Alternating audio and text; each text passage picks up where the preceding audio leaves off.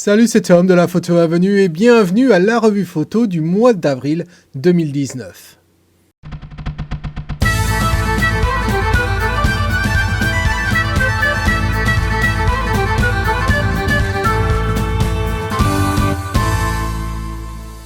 Alors en effet, c'est la revue photo du mois d'avril 2019. Je suis vraiment excité de la faire. Je suis un peu en retard, comme tu sais, j'ai été malade les dernières semaines. J'espère ne pas trop tousser pendant cet enregistrement. Et en tout cas, je suis ravi. Je suis ravi de voir le nombre de participants qui a augmenté, sacrément augmenté d'ailleurs, puisqu'il y a eu un déclin à la fin de l'année et début 2019. Donc là, on a 15 photos. Et sans perdre de temps, allez, on y va. Voici les 15 photos qui m'ont été envoyées. Il y en a certaines, je crois qu'il y en a 3 photos pour lesquelles je n'ai pas pu retrouver en fin de compte la description qui m'avait été fournie. Ça vient pas de la personne qui a publié ou des personnes qui ont publié ces photos, c'est simplement un problème sur le site parce qu'il s'est coulé tellement de temps et il y a un problème d'affichage de ces photos-là. Donc j'ai réussi à récupérer les photos, mais pas les descriptions malheureusement. Mais on va s'en sortir quand même. Allez, c'est parti!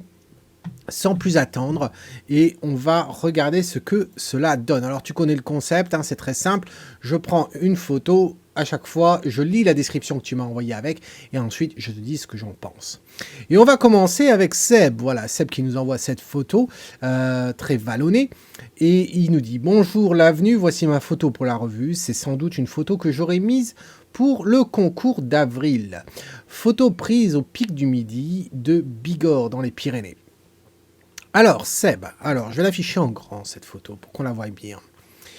Écoute, moi, je la trouve très bien, ta photo. Je la trouve très bien. Il y a simplement un problème, à mes yeux, c'est que j'ai toujours un problème quand on nous montre le soleil dans toute sa puissance, là. Pourquoi? Parce que je pense toujours à un résultat imprimé. Et c'est vrai que je suis jamais satisfait quand je regarde une photo imprimée, quand je vois le soleil, ce rond tout blanc, voilà, qui s'affiche. En plus de ça, quand on y réfléchit, en plus de ce point rond blanc, c'est que on va pas y passer par 4 chemins. Ce soleil nous attire. C'est-à-dire qu'on est constamment amené à le regarder, à le pointer du regard, et ça au détriment du reste. Et quand on y pense, eh bien, ce petit rond là qui fait à peine 1 centimètre de diamètre sur l'écran, eh bien, gâche un petit peu, ou même beaucoup, je dirais, les 98% de ta photo. Car le reste, c'est ça qui est intéressant dans ta photo. C'est toutes ces collines, toutes ces crêtes, ces nuages en fin fond des vallées, c'est tout ce relief terrestre qui est intéressant. Et non ce soleil-là. Alors, peut-être aurait-il fallu d'attendre un petit peu plus, quelques minutes de plus, afin que le soleil soit derrière les nuages qui sont au-dessus. Peut-être ça aurait été plus intéressant.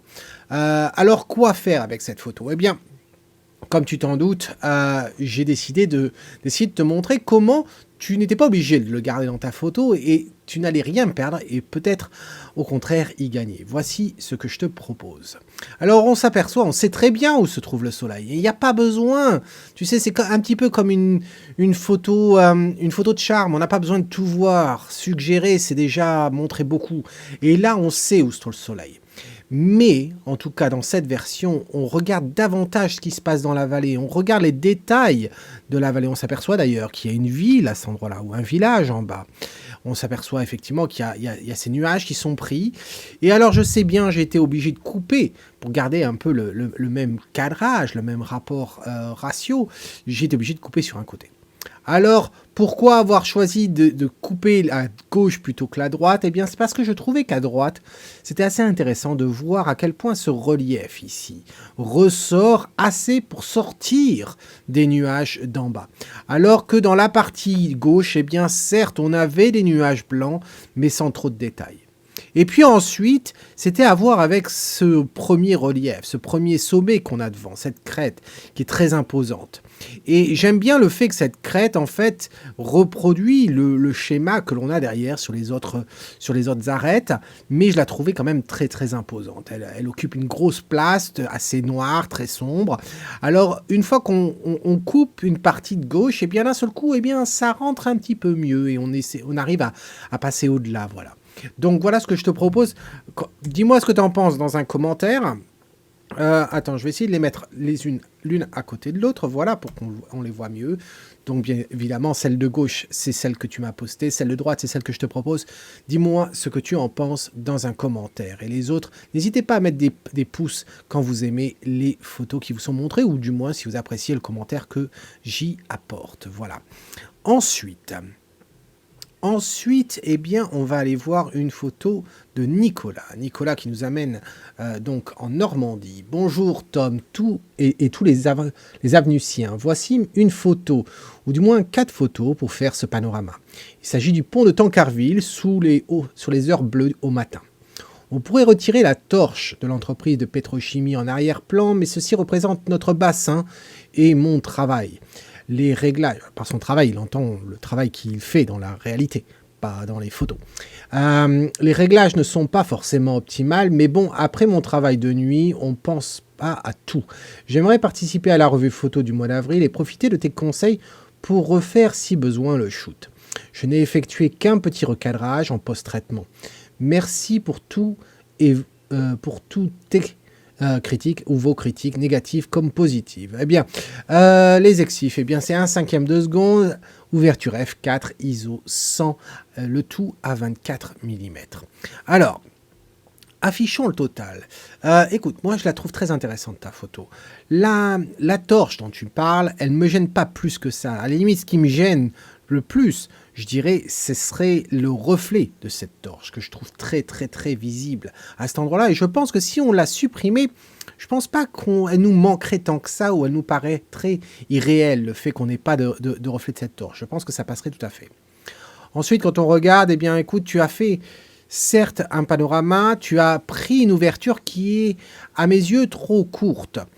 Trop courte pour cette photo, parce que d'ailleurs, quand on y regarde, tu t'aperçois qu'il y a quand même un certain manque de netteté dans cette image. Alors certes, il est sombre et c'est pas forcément facile d'avoir des détails, mais dans la structure du métal, etc., on devrait avoir un peu plus de netteté. Et donc ça, c'est dû au fait que quand on y regarde, eh bien, tu as utilisé une ouverture de f4.5. Alors que si on regarde le matériel que tu utilises, et que si je regarde en descendant, on s'aperçoit que tu l'as fait sur un APS-C de 70D de chez Canon et tu as utilisé donc un 24 mm qui est assez large. Certes, sur le 24 mm, en fin de compte, en 24 mm, c'est pas réellement un 24 mm d'un point de vue plan d'ouverture. C'est donc la moitié de 24, ça fait 12, plus 24, eh bien, ça fait 36. Donc ça fait 36, ouvert à f4, c'est un petit peu court, jeune homme. Un petit peu court. Donc, t'aurais pu, en plus, quand on regarde, tu as ISO 100. Je sais pas si tu avais le trépied ce jour-là. J'aime à croire que tu l'avais, sinon se lancer dans un panorama comme ça sans trépied, c'est un petit peu la folie, je dirais. Mais bon, de nos jours, je m'attends à tout. Et ISO 100, t'en avais pas besoin. En plus, tu as une vitesse de 1/5 de seconde. Donc de toute façon, clairement, tu étais avec un trépied. Je te vois pas tenir à 1/5 et avoir un résultat comme ça. À ce moment-là, tu es chapeau bas. Donc, tu es sur un trépied, ISO 100, tu n'en as pas besoin. Tu aurais facilement pu soit augmenter tes ISO ou bien augmenter ton temps de pause. Et tout ça au privilège d'augmenter la valeur F, c'est-à-dire de fermer davantage ton ouverture, ce qui nous aurait aidé un peu en netteté. Ensuite, quand on regarde la photo, ce que je remarque, c'est aussi, alors je vais la rafficher en grand, c'est de voir le manque de lignes verticales. Quand on regarde le pont, ça m'étonnerait que les ingénieurs du pont de Tancarville aient dessiné un pont où les axes du pont, celui-ci ainsi que celui-ci, sont pas verticaux. J'y crois pas. Donc c'est un problème sûrement dû au fait que ton appareil, quand tu as pris la photo, tu t'es peut-être assuré qu'il soit aligné à l'horizontale, donc parallèle à la Terre, mais tu n'as pas forcément regardé l'axe vertical. Et je pense que tu étais légèrement incliné vers le haut, et du coup c'est ça qui t'a créé cette anti-clé de voûte en fin de compte, puisque ça part vers l'extérieur au niveau des pointes, voilà. Et un peu moins quand on est à cet endroit-là, sûrement parce que là on devait se situer au centre de ton image, voilà. Alors pour la prochaine fois, si tu venais à le refaire, eh bien je ferai aussi bien attention à l'axe vertical qu'à l'axe horizontal au moment de prendre cette photo. Ensuite, je ne sais pas, c'est à Rouen, le pont de Tancarville, et je ne sais pas à quel point la Seine, à cet endroit-là, est influencée par la marée, mais si elle l'est, à ce moment-là, je t'inviterai à le faire quand l'eau est un peu plus haute, pour éviter d'avoir des mini-vagues comme on a à cet endroit-là ici, où on voit les détails qui n'auraient pas besoin d'y être et qui attirent notre regard du coup.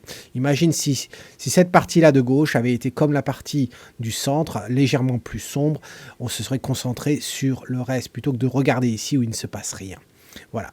Voilà ce que je dirais dans l'ensemble. Alors, il n'y a pas grand-chose que je puisse faire, si ce n'est... J'ai appliqué quand même une vérification de l'alignement qui n'était pas tout à fait droit. Donc voici ce que ça donne quand on aligne déjà. Mais si tu vois, ça ne règle pas le problème de l'axe du pont ici, qui est clairement de biais. Ensuite, ce que je n'ai pas fait, et j'y pense uniquement maintenant, c'est que si on prend effectivement l'outil dans Lightroom, qui n'est pas génial, mais si on prend cet outil-là pour voir ce que ça donnerait sans le reflet, regarde, tu t'aperçois, je pense que c'est tout à fait... c'est tout à fait propre. On pourrait aussi également supprimer cette petite lumière à cet endroit-là. Voilà. Bon, là, c'est fait vite fait. Hein, il faudrait faire ça différemment et sûrement dans Photoshop. Mais tu t'aperçois à quel point eh bien, ça fait des éléments en moins à regarder. Est-ce que j'irai jusqu'à supprimer les lumières ici ? Peut-être, peut-être pas, j'en sais rien. Ça serait à voir. Mais voilà ce que je te propose pour un début et j'ai hâte de voir ce que tu vas nous proposer. Essayer de refaire cette photo à un autre moment.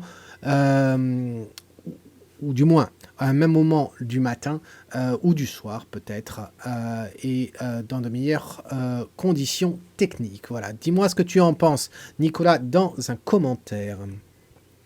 Alors ensuite, on arrive à Alfred. Et là, je dois dire Alfred, eh bien, je n'ai pas ta description. C'est pas ta faute, mon gars. C'est celle du site, donc c'est ma faute. J'ai vraiment essayé de la retrouver, la photo, mais impossible. Je l'ai trouvée uniquement du côté serveur. Et donc, je n'ai pas la description. Je dois dire que quand je regarde la photo, mais j'ai pas compris. Voilà, je comprends pas l'intérêt de la photo. Il y avait sûrement un intérêt puisque tu l'as posté et je suis sûr que ta description m'aurait éclairé sur ça. Mais là, c'est vrai que je ne la comprends pas. Je ne comprends pas l'intérêt. D'un point de vue esthétique, je vois pas ça très très intéressant, même pas du tout du moins. Donc je suis pas sûr de comprendre. Après, il y a des traces de retouches ici, comme on voit en haut. Là, il y avait ce câble là ici. Ce câble que tu as essayé, je pense, de supprimer, mais il y a des traces ici qui demeurent. Et puis tu l'as laissé à cet endroit-là, qui nous fait comme une coupure dans les arbres. Donc, je t'avouerai, je comprends pas. Donc, je m'excuse de ne pas avoir la description. Si tu veux, je te propose que tu me la repostes en plus de la photo que tu m'aurais postée pour la revue du mois de mai. Je t'invite à reposter celle-là avec ta description afin que je puisse mieux t'aider. Voilà. Ensuite, je passe à Philippe. Alors Philippe, lui aussi, désolé Philippe, j'ai perdu ta description, donc même chose que pour Alfred, je te propose, si tu en as envie, de reposter cette photo, en plus de toute photo que tu aurais postée pour la revue du mois de mai, avec cette description, et à ce moment-là, je pourrais faire une meilleure revue. Mais cela dit, ce que je peux te dire déjà sur cette photo, c'est que quand je la regarde, bon, on regarde les ISO vite fait, on a ISO 200, 200 mm, f11, et 0,4 secondes. Les 0,4 secondes, ça ne me pose pas de souci. Le f11 me pose pas de souci. Le 200 mm en soi me pose pas de souci. Et les ISO 200 me posent pas de souci. Mais qu'est-ce qui me pose comme souci? Ce qui me pose comme souci, c'est, si je l'affiche en grand, c'est que on comprend très vite, en fait, pourquoi tu as pris cette photo. Je pense que je vais pas avoir tort si je pense que la raison pour laquelle tu as pris la photo, c'est que tu as vu ce coucher de soleil qui est quand même à des couleurs pastel assez intéressantes, mais tu as vu cette traînée dans le ciel et tu dis tiens, et si j'alignais la traînée dans le ciel avec le phare, ça pourrait peut-être créer quelque chose. En plus, on retrouve la traînée en haut ici, pourquoi pas. Et puis on a le reste, on a l'eau, on a la côte, on a cette maison ici de pierre taillée dans la roche, etc. Et peut-être que ça va nous créer quelque chose. Je pense pas. Je pense qu'au final, ce que ça nous montre, en fait, c'est vraiment... Tu as vu quelque chose qui aurait pu... Voilà, c'est un potentiel. C'est la définition du potentiel. Hein. Il y a peut-être quelque chose. Il y a peut-être la possibilité de faire quelque chose avec. Sans garantie, du moins. Et là, je pense que c'est le cas. C'est-à-dire que...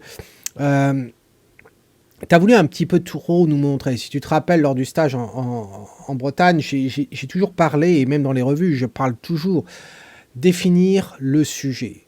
Si on ne définit pas, si on ne définit pas le sujet proprement au moment de la prise de vue, eh bien, il y a des chances qu'on n'y arrive pas, que la photo ne marche pas au final.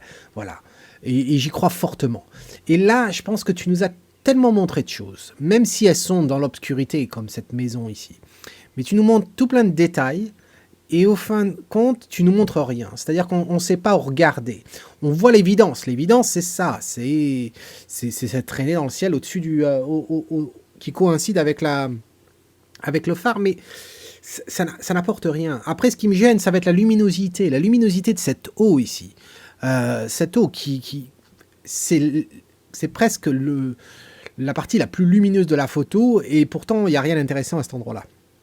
Ensuite, on a une maison, donc un autre élément, une maison de pierre dans le rocher, qui aurait pu être intéressant, mais tu nous la caches, tu ne nous montres pas les détails.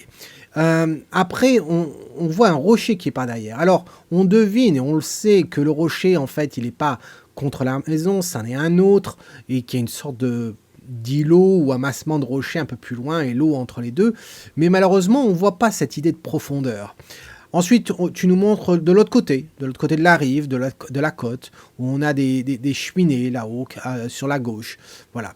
Et donc, on a cet amassement de détails dans toute cette photo, mais on ne comprend pas leur relation, si ce n'est le fait qu'ils cohabitent dans ce lieu, mais d'un point de vue image, eh bien, je ne vois pas l'intérêt.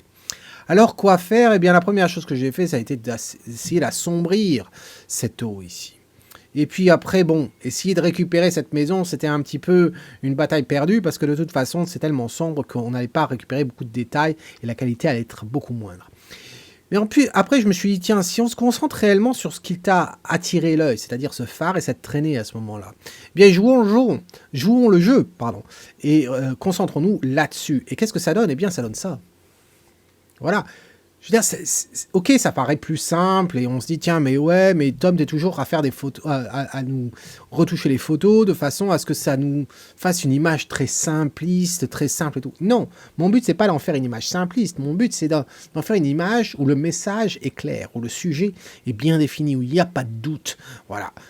Il s'avérait que là, effectivement, il n'y a pas beaucoup d'éléments, mais il n'y en a vraiment pas beaucoup. Mais l'idée, c'était de placer ce phare-là avec cet effet de traîner dans le ciel d'une façon qui soit assez intéressante. Et je pense que quand on compare les deux, et d'ailleurs on peut le faire maintenant, voilà, quand on regarde les deux, eh ben, je pense quand même que la version de droite reste quand même plus intéressante que la version de gauche. Est-ce que c'est un chef-d'œuvre? Absolument pas. Mais d'un point de vue artistique et structure de la photo, je trouve que c'est un petit peu mieux. Voilà, il y a une certaine recherche, je pense, quand on regarde la photo de droite, qu'on ne trouve pas dans la photo de gauche. Voilà. Donc, Philippe, dis-moi ce que tu en penses dans un commentaire. Dis-moi si tu es d'accord avec moi, ou est-ce que j'ai complètement faux par rapport à cette idée que ce qui t'a attiré au départ, eh bien, c'est cette traînée que tu as voulu faire coïncider avec le phare. Voilà, dis-moi tout ça dans un commentaire, s'il te plaît. Ensuite, eh bien, on va à Hervé. Alors, Hervé, toi aussi, j'ai pas eu la description, c'est dommage.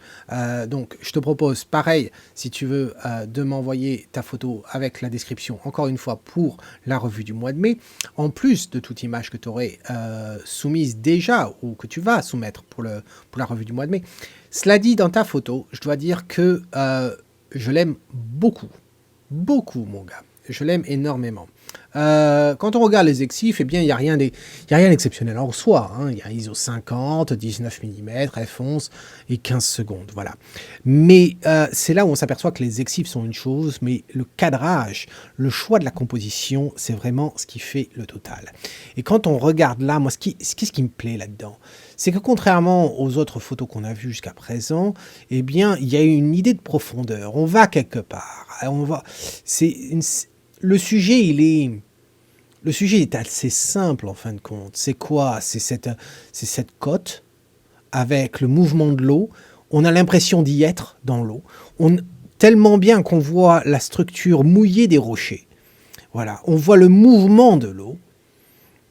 c'est assez féerique dans cette brume, cette eau cotonneuse qu'on a là, qui se mélange avec un horizon, avec un petit peu de structure dans les nuages, mais pas grand-chose.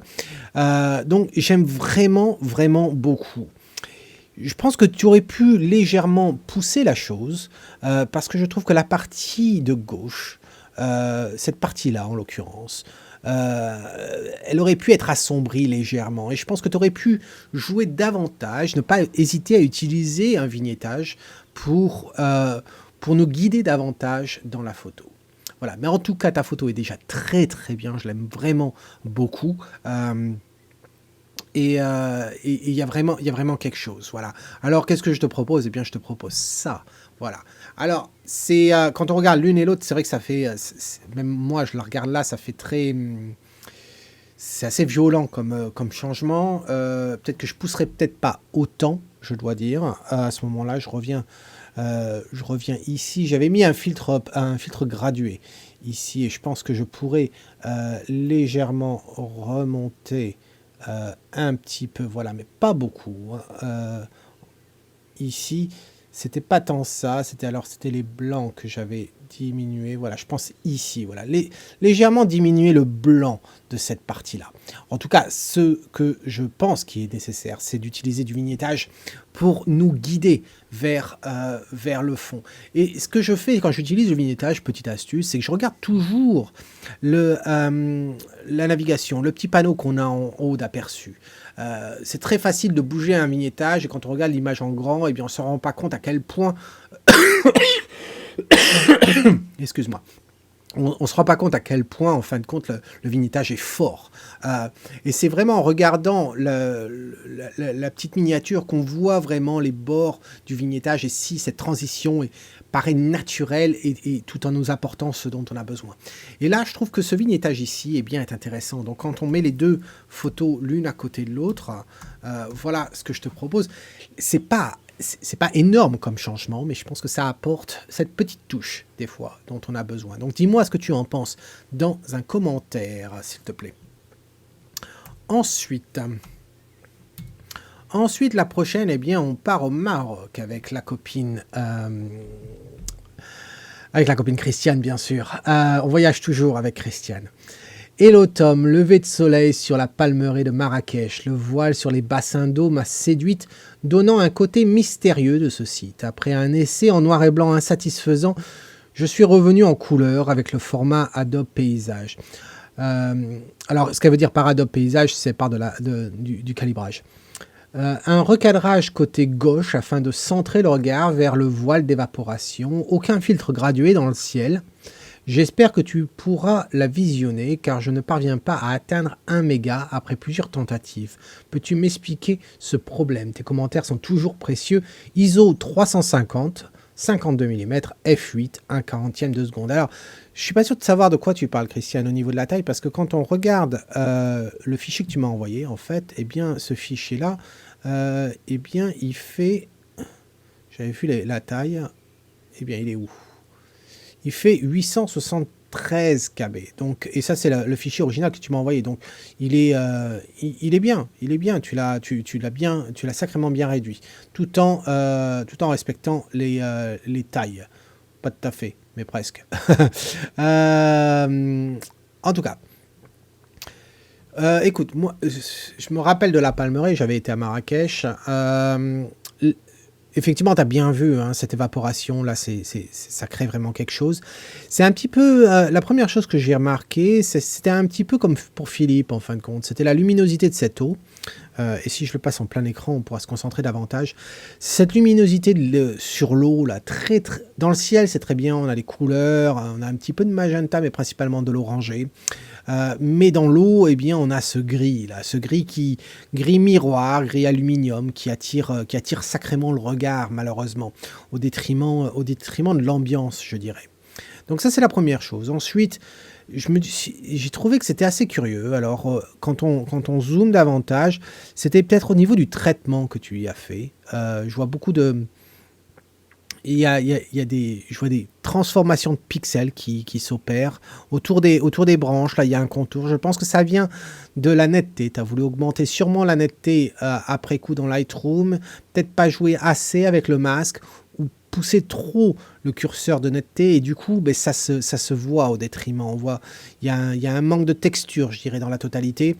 Et puis après, c'est une photo quand même relativement sombre quand on y pense. Voilà, relativement sombre. Ce qui peut-être explique pourquoi la version noir et blanc n'a pas forcément fonctionné, parce que tu aurais eu un certain manque de profondeur. Ici, la profondeur se voit par les différents tons, entre le vert, l'orangé de derrière, la forme des arbres. Mais en noir et blanc, je pense que tout cela aurait disparu. Personnellement, au niveau de la prise de vue, j'aurais préféré choisir un élément de cette vue plutôt que de la prendre en global. Ce que je veux dire par là, c'est que je serais peut-être descendu. Voilà, j'aurais peut-être pris uniquement le bord de l'eau avec les chaises longues vides, les parasols pliés et puis cette vapeur. J'aurais peut-être pris le pont uniquement, ou bien joué sur le pont et pris le reste, un palmier comme ça dans la vapeur. Mais d'avoir voulu prendre la totalité, eh bien, ce qu'on en retrouve, c'est qu'on a ce gros palmier devant nous, là, avec qui nous bouche vraiment beaucoup la vue. Alors d'un point de vue positif, c'est qu'il nous gâche effectivement la vue de ce miroir là, mais on a quand même beaucoup d'informations devant.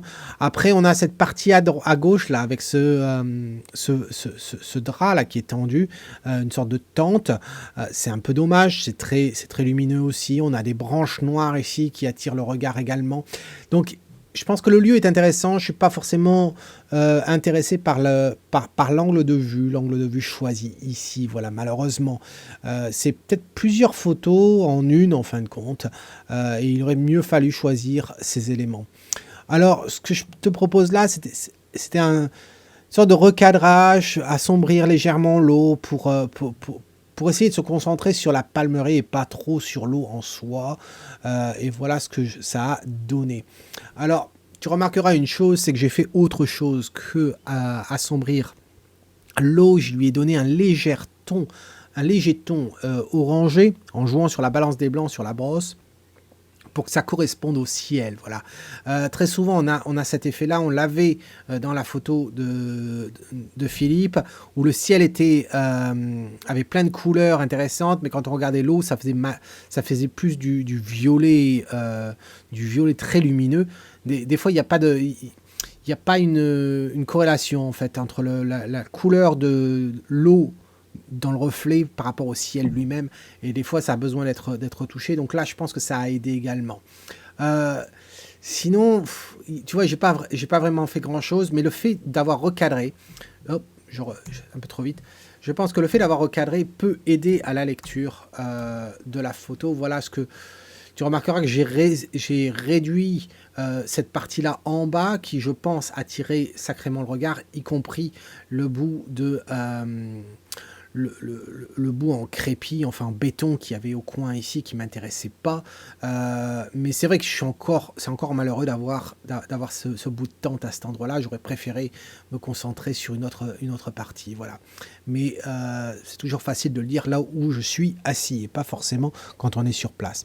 Voilà. J'espère que en tout cas ça t'aide tout ça. Dis-moi ce que tu en penses, ma belle, dans un commentaire. Ensuite, eh bien, une photo assez curieuse, une photo de Pascal, qui me dit: photo prise lors de ma visite au musée de l'Armistice à Compiègne. Comment aurais-tu shooté dans ces conditions? Merci pour tes conseils.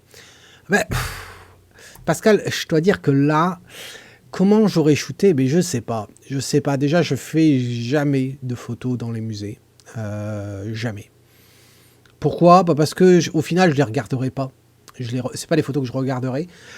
Et donc là, j'avoue que je sais pas où regarder. Je sais pas où regarder. J'adore l'histoire, mais j'ai du mal à me rappeler à chaque fois de certains éléments.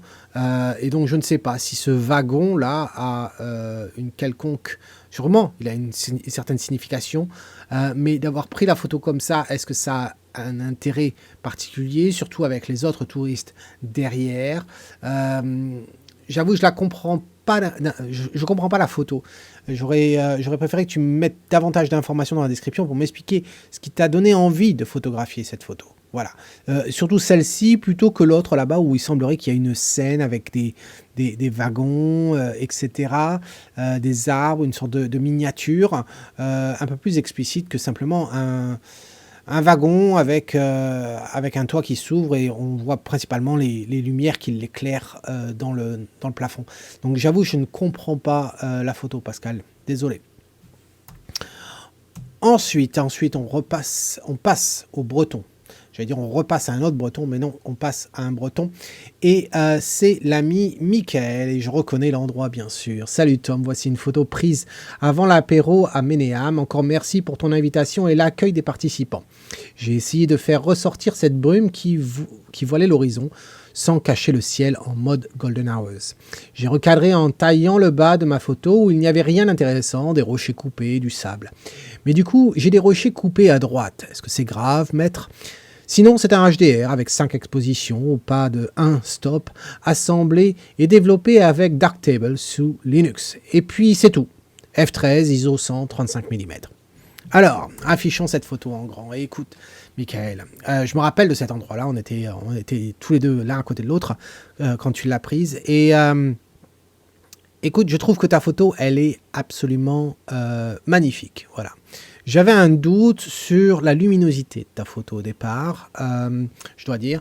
Et puis, même quand quand on met le blanc, en fait, j'avais peur qu'elle soit trop sombre. Voilà.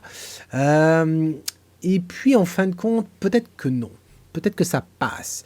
D'où l'intérêt, justement, des passe-partout quand on imprime.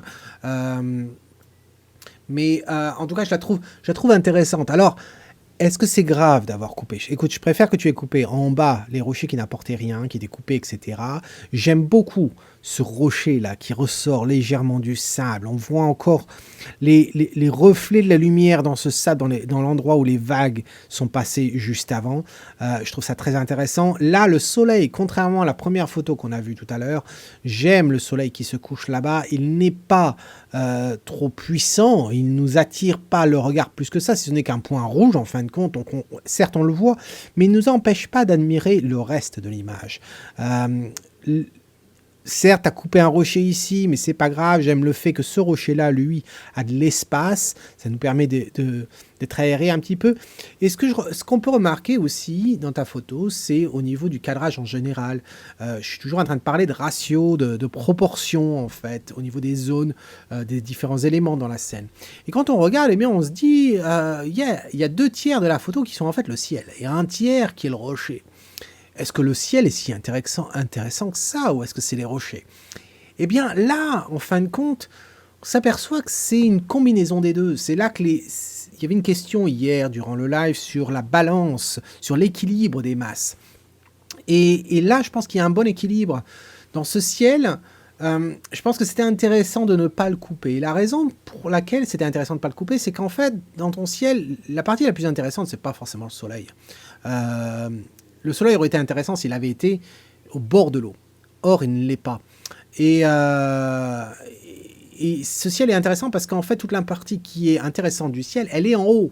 Donc, si tu nous l'avais coupé en haut, eh bien, on aurait perdu. C'est-à-dire que si on transforme cette photo, et on pourrait très bien le faire, hein, je ne l'ai pas fait, mais si je crée une copie virtuelle, juste pour, d'un point de vue éducation, ici, si on va dans la copie virtuelle et puis qu'on s'amuse à changer ça, et puis on le met en 2 tiers, voilà, comme ceci. Certes, on a toujours le soleil, on a certes quelques petits nuages là, et puis on a cette scène ici. Personnellement, moi, cette photo, je dis bof. Il y a vraiment pas d'intérêt.